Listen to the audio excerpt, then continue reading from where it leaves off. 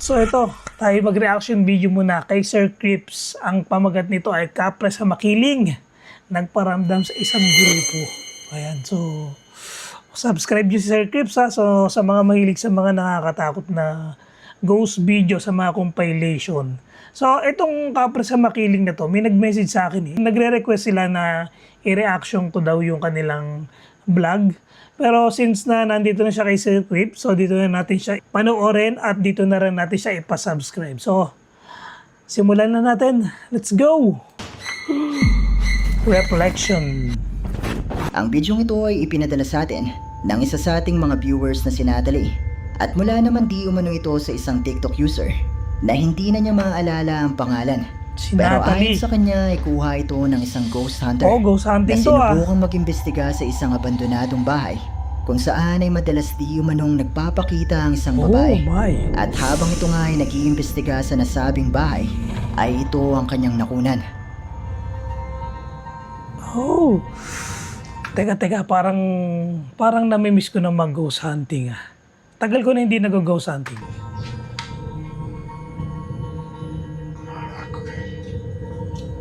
Dito ba to sa Pilipinas?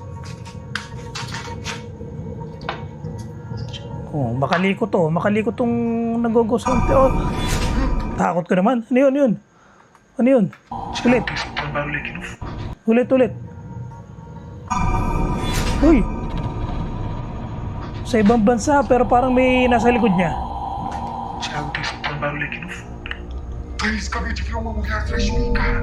Sa maikling bidyong ito ay makikita na habang ang ghost hunter ay nasa loob ng nasabing Takot bahay, naman ako doon. sa kanyang pagpasok sa loob ng banyo, ay nakita niya mula sa salamin na ito ang tila isang babae na nasa kanyang likuran.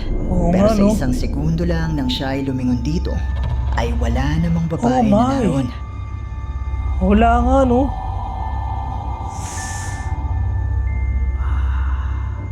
Yeah, sa ibang bansa to, no?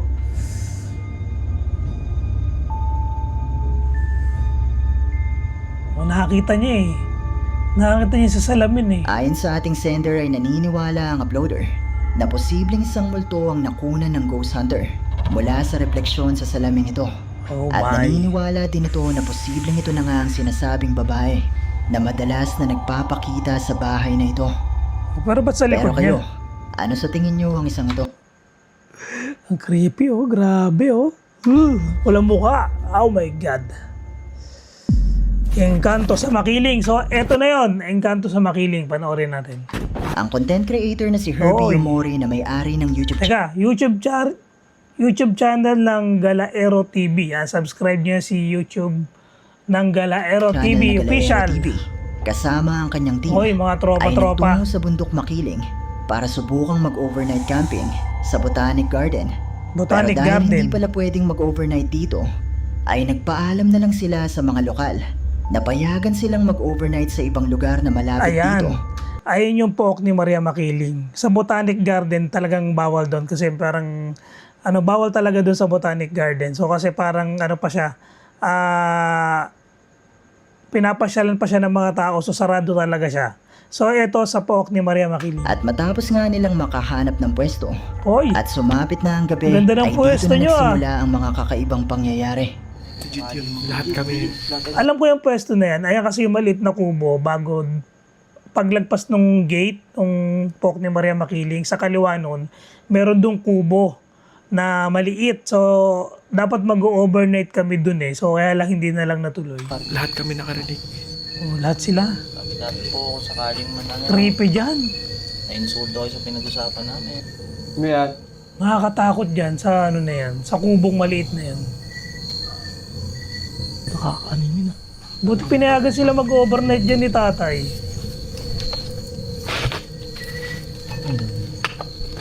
Tingin ka sa paligid ah. Kalaban nyo dyan, engkanto, kundi ahas. Taka kasi ulit eh. Gagawin namin. Ayun talaga. Kung saan. Jet na yun eh. Kasi yun naman sinabi namin pag may nagsalita Oo. pa ulit. Kasi yun na yung parang cue namin na pag may nagsalita ulit, narinig kami nagsalita. Bababa na kami.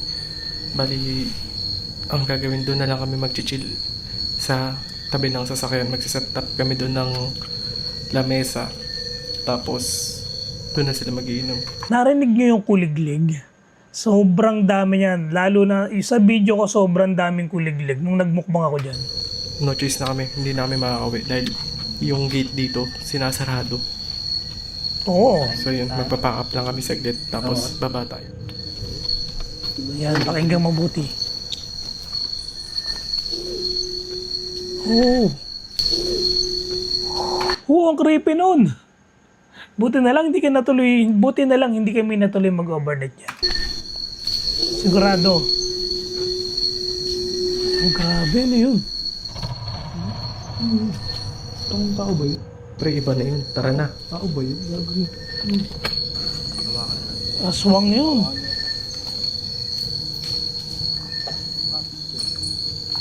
Katakot. Buti na lang hindi kami natuloy dyan. Matapos nilang kumain ay nagumpisa na silang makarinig ng di umano'y mga boses na nagmumula sa malapit. Gayong wala naman di umanong kabahayan na malapit sa kanilang kinaroroonan na posibleng pagmulan ng boses na ito. At nang muli nga nila itong marinig, ay dito na sila nagdesisyon na bumaba at magtungo sa bahay Iba ng yung isa sa tawag mga nila lokal na nagbigay ng permiso sa kanila. Pero habang sila nga ay narito, ay merong nangyari na talaga namang Oh. mas nakapangingilabot. Oh, yan yung bahay ni tatay. Oh. Kilala ko yung si tatay eh. Ayan. Siya rin yung nag-assist sa amin na nagpunta kami dyan. Parang Parang ano tayo, parang... may bahay ba doon tayo? Ha? May bahay ba? Wala. Kaya hindi siya may taas tayo. Oh. Ano yun? Parang ilumindol. Kaya hindi siya may taas tayo. Oh. Yung manig. Yung manig. Kaya hindi siya may taas tayo. Hindi kayo mag... Hindi kami dito. Hindi, meron talaga. Si tatay nakakaramdam din yan. Meron talaga. Grabe, May nagpaparamdam talaga doon tayo. Sinundan kayo. Tedya, Hmm. wala po kami. Wala naman itong balak na masama. Gago. Sinundan kayo ah. Si tatay normal sa kanya yan. Talagang kapag meron yung nararamdaman. Kahit nung nagpunta kami dyan talagang nagsasabi siya ng na hindi masasama itong mga to, mabait itong mga to. Ang lakas ng Sinundan pre. kayo ah. Ito lang yung bahay ng tatay yung ano niya. May sumunod sa kanila. Ramdaman ko. Pero marulo. Itong tulo din. Tedya na oh, pasensya. Pension na po. Habang sila ay nag-uusap ay bigla na lang nayanig ang kanilang paligid na mapapansing nagpagalaw din sa galon ng tubig na ito. Oo, gumalaw talaga yung galon, oh. At maging ang kausap nilang lokal ay kinilabutan sa nangyaring ito. Hindi ba ba, no? Hindi ba na ganun? Ito. Gago, hindi ako nakahawak. Lahat tayo nakaramdam eh. Hindi ako nakahawak. Alugin mo Oo, pa. nakahawak. Tsaka Pati dito. Hindi ako nakahawak dito. ang tigas-tigas Ano yun, mama yun? Hindi, pati lupa eh, no? Parang lumindol. Parte. Tayo, tingnan mo tayo. Kahit alugin mo. Wala po. Wala nga, wala. Iba, hindi nyo talaga kayang ugain pa. Diba? Tapos tatay nga nakaramdam. Nakaramdam. Ramdaman ko eh. Base sa mga pahayag nito ay naniniwala Oo, siya grabe. na posibleng nasundan di umano ang grupo ng isang kapre. May posibilidad ba na multo, aswang, o ano yung elemento o yung na-encounter namin? Ang na-encounter nyo, baka yung ito, yung kapre dito. Oh my. Sabi na eh. Yun. Kung gusto niyong mapanood ang kabuuan ng video Kasi si nito, tatay maraming kinukwento dyan. So yung out of video, ang dami niya kinukwento dyan. Mga kapre, si Maria Makiling, ang daming kwento. Kaya alam ni tatay talaga yung istorya ng lugar na yan. at ang iba pa nilang mga videos, maaari kayong bumisita at mag-subscribe sa kanyang Galaero YouTube TV. channel na Kaya subscribe nyo sila Galaero TV. Madami na pala yung subscriber nila. Galaero TV. Mga galaya mga yan. Long hair. Ang bidyong ito ay mula kay TikTok user Maria Rodriguez at kuha ito isang gabi habang siya ay patungo sa loob ng isang public restroom. Oh. Nang may mapansin Parang siyang ospital kakaiba yan, ah. na nagawa niyang makunan sa bidyong ito. Narito ang video at panoorin mo ito ng mabuti.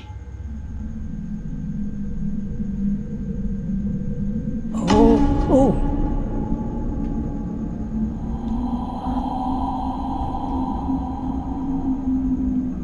May sumilip sa kanya. Habang siya ay papunta sa loob ng public restroom, ay nakita niya ang animoy isa pang babae na may Oh, mahaba buhok. mahabang itim na buhok na tila ba nakasilip sa kanya mula sa loob ng isa sa mga cubicle. Mukhang nakikipaglaro sa kanya. Oh, ano, kita rin sa salamin, oh. Salamin ba yun? Kita rin sa salamin, eh.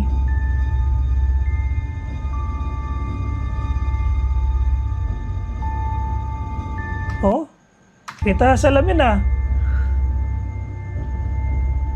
Bagamat marami ang naniniwala na posibleng ito ay isang multo, ay marami din naman ang nagsasabi na posibleng isa lang din itong tao na Baka. sinusubukang takutin si Maria. Pero posible nga kaya na isa itong multo. Baka nananakot lang kasi may ano, kita nyo yung salamin. Oh, di ba? Kaya Pero, na ang pero bahalang malay husga. nyo, kita rin sa salamin yung mga multo. Minulto. Kamakailan lang ay nag-viral sa Facebook ang post ng isang lalaki na nagngangalang Daryl Alboro, kung saan ay nagbahagi siya ng ilang video na nagpapakita ng di umano'y pagpaparamdam sa kanilang Oh. opisina habang siya ay nag-iisa at sarado na ito.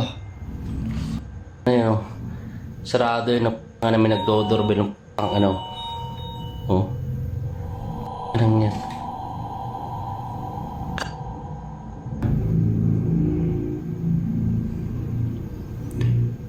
Sarado yun, no? Ano, sino kayo nagdodoorbell dyan na ano?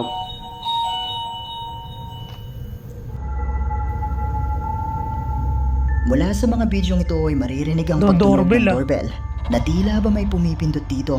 Ibinahagi din niya ang isang video na nagpapakita na nasa loob ng roll-up door ang doorbell. Oh, Kung kaya my. naman walang ibang makakapindot dito, kundi ang mga nasa loob ng opisina. Pero tandaan na nag-iisa lamang siya nung mga sandaling ito.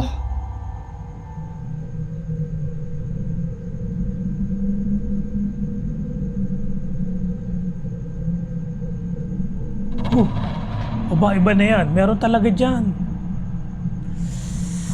Gumalaw yung upo. Dami yung ano ba yung ano? Computer shop.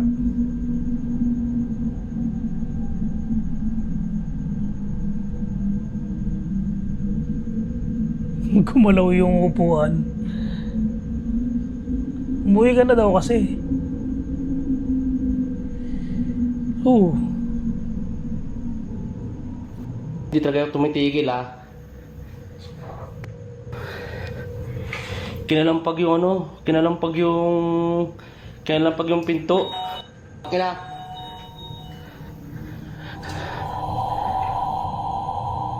doorbell talaga. Mabait ako, ah. Hindi ako na ano, ah, hindi ko kayo ginagalaw. Oh. Nagagalawan yung upuan, ah. Nang yan.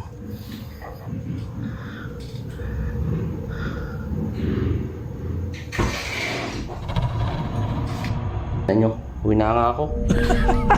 Umuwi ka na nga naman kasi daw. Sinubukan niya itong balewalain nung una, pero makalipas pa ang ilang minuto, ay nakita na niyang gumalaw ang mga upuang Umuwi ito. ka na kasi At dito na siya ginagambala mo nagpa siyang sila, umalis sa eh. Eh no, kanilang pag opisina. mga ganyan may movement na, uwi na.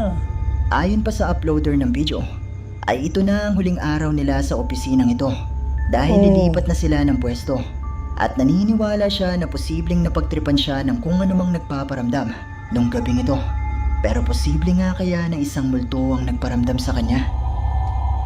Malaya kayong i-comment sa ibaba. Kung yan yung actual talaga na ganyan, na kung kukunan niya ng video, posible talagang multo yan, di ba? Tama, nagagalawan yung upuan tapos may nagdo-doorbell. Ang inyong mga opinyon.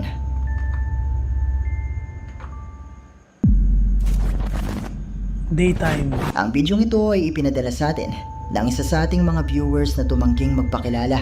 At mula naman di umano ito sa isang Japanese TikTok user na ibinahagi ang kanyang kakaibang Oh. karanasan. Isang Mga Japanese araw talaga. habang siya Pag ay Japanese nakakatakot to. nag-iisa sa kanyang tahanan. Nang marinig nito na may kumakatok sa kanyang banyo at para sa kanyang seguridad ay naisipan niya itong kuna ng video. Oh. Pero kita yung ano ah. Kita may kumakatok. Oh my God. Nakita yung kamay. Mula sa bidyong ito ay nagawang makunan ng lalaki ang tila kamay ng isang tao na kinakalampag ang Talagang doon kumatok eh, no? banyo. Pero nang maglakas loob na ang lalaki na buksan ng banyo ay wala namang tao na naroon sa loob. Saan naman gagaling yung kamay na yun?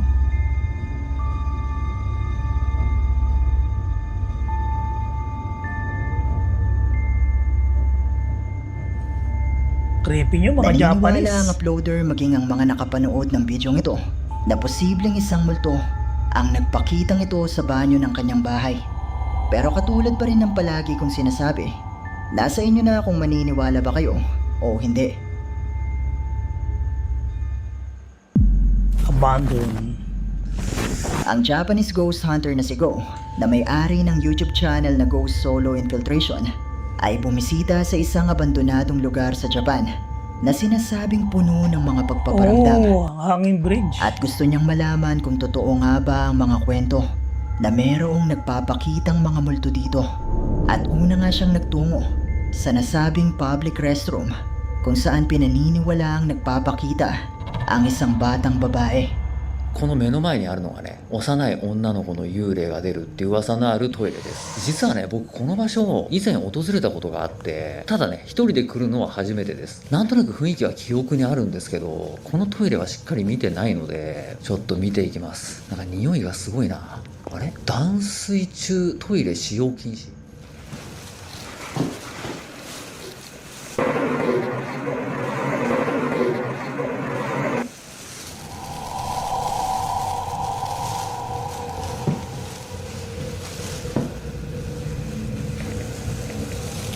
ダメだ、これはちょっと汚れがすごいな。幽霊が出るっていうね、噂を聞いてるからっていうのもありますけど、だいぶヤバそうな雰囲気のある Creepy nung lugar, no? トイレですね。 Tapos solo ko lang dyan. あ、張り Oh 紙 my. か。白いのがちらっと見えたからなんだろうと思ったら、でこっちが女子トイレか。僕が立ってるこの位置ぐらいに定点カメラを置いて、それを撮ってる間に三連トンネルを探索したいと思います。はい、こんな感じでね、駐車場のトイレに向かって定点カメラをセットしました。ここから僕はね、三連トンネルを探索しに一度ね、この吊り橋を渡って戻ります。 Grabe yung Japanese, no? Bilis この magsalita. 橋自体の雰囲気もね、なんかヤバそうだなっていう感じはするんですけど、落ちるんじゃないかっていう物理的な恐怖 Oo, も強い ang ですよ creepy ね。 naman ng hanging bridge na yan. Oo. Umuuga ang tulay. Ayun, parang may takong. Parang may naglalakad din. なんか音するなって思うんですけど、僕が歩くとね、やっぱ足が揺れて、それのきしんでる音なんだろうな、これ。あ、ちょっと待った。すんげえ揺れてんだけど、風？でも今日風全然ないんだよな。急にすげえ揺れ出したんだけど、これやばくないか？なんでこんな揺れてるの？いきなり僕がね、ちょっと動いたぐらいじゃそんなに揺れないんですけど、この音聞こえるかな？ちょっと映像じゃね、分かりづらいかもしれないんですけど、動いてないのにすんごい揺れてるんですよ、足が。これやばいな。こういう暗いね、トンネルとかって結構コウモリいるイメージありますけど、唯一初めて見つけましたね、今日。 Oo, tapos may tunnel pa. お Oh, parang may kasabay nga siyang lumalakad. なんか足音しなかったか今。音がね、響くようなトンネルだと自分が歩いた足音がね、反響して足音聞こえたみたいに勘違いすることがよくあるんです。たどり着けないんだけど、 Oh my God, 特にトンネル内で止まって hanggang dulo 喋 ba って yan? とかってやってなかったんで、なんでこんな時間かかるんだ。おかしいぞ。これ最初に通ったトンネルと一緒だよな。なんで抜けれないの？もうひたすら30分ぐらい歩き続けてるんですよ。 2:28 AM nandiyan ka? 違うトンネルに入ったなんてことないよね。2のトンネルを抜けたのがものすごく昔の記憶みたいになってて、いやこれBoses nga.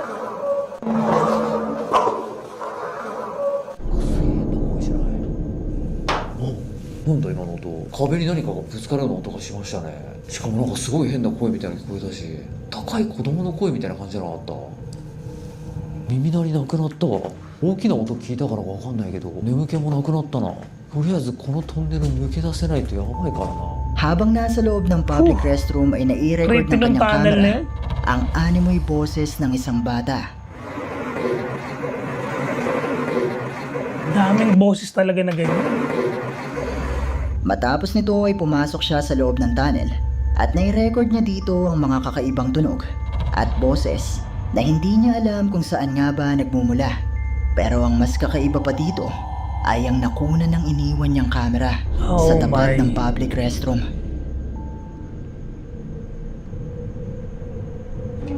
Oo, meron nga. May sumilip. Bigla na lang sumilip, oh, tapos bigla nawala.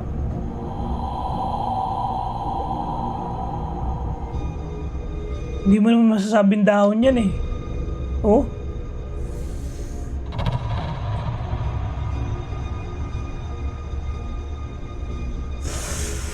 Ang hilig talaga nila sumilip.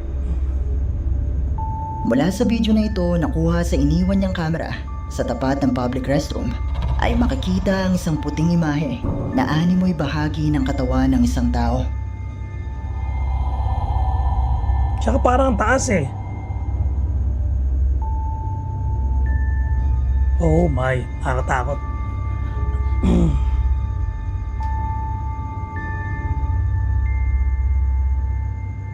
Sa paniniwala ni Go at ng kanyang mga viewers, ay posibleng ito ay ang multo ng batang babae na sinasabing madalas na nagpapakita sa public restroom na ito.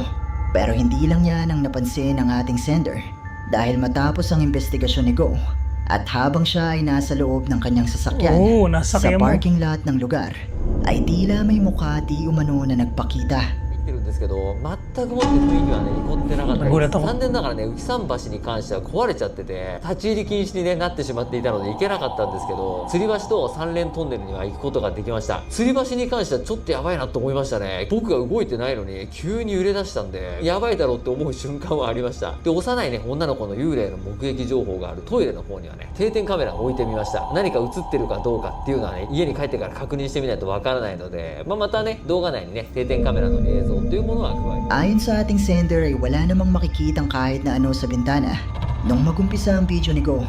Pero matapos di umano ang kanyang investigasyon, ay dito na makikita ang tila isang muka. Pero mga multo nga kaya ang nakunan niya sa video ito. Kayo, ano sa palagay niyo? Ano sa palagay nyo? At dito na nagtatapos ang Ayun! So, natapos na din. Alright. Grabe, ano, nakakatakot yun sa may makiling talaga. Ayan, thank you sa inyong panonood. Goodbye.